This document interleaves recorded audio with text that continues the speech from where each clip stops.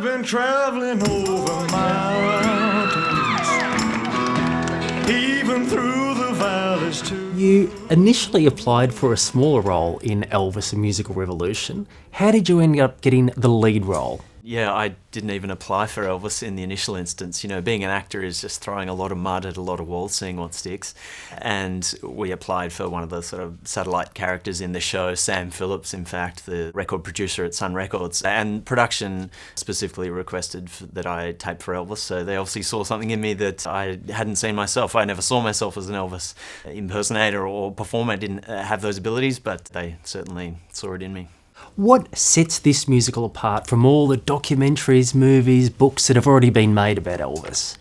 I guess the musical is different to what we have seen before about Elvis. The musical really focuses on how Elvis changed culture, brought cultures together, and really left that lasting legacy that changed sort of music, definitely.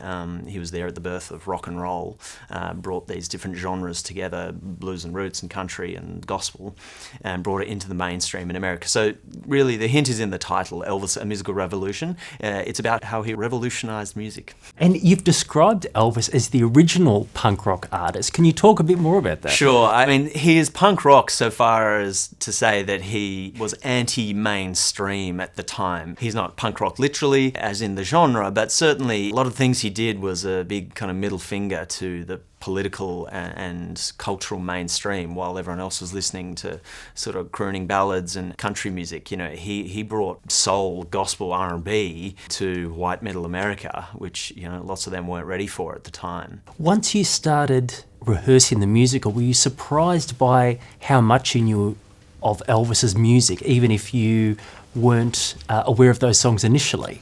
Of course, I knew of Elvis growing up, because who doesn't? But it wasn't until I started rehearsals or even got the role and started looking into it that I realised how many of his songs that I knew. I didn't know necessarily that he sang them, but it's been amazing. He was so prolific, you know, nearly 150 songs as top 100s and 114 of them in the top 40. Like he was so prolific. You've studied Elvis intensely since you've gotten the role. What's the most surprising thing you've learned about the King of Rock and Roll? There's a lot to learn about Elvis, because every single detail is newsworthy. You know, what day he walked into that studio and recorded that particular song. You know, none of the rest of us have that much scrutiny on our lives. I think, again, back to how quickly it happened for him, you know, I'd be guessing, but it's something like, you know, his tax records for 1953 was like, you know, $50 in the year or whatever.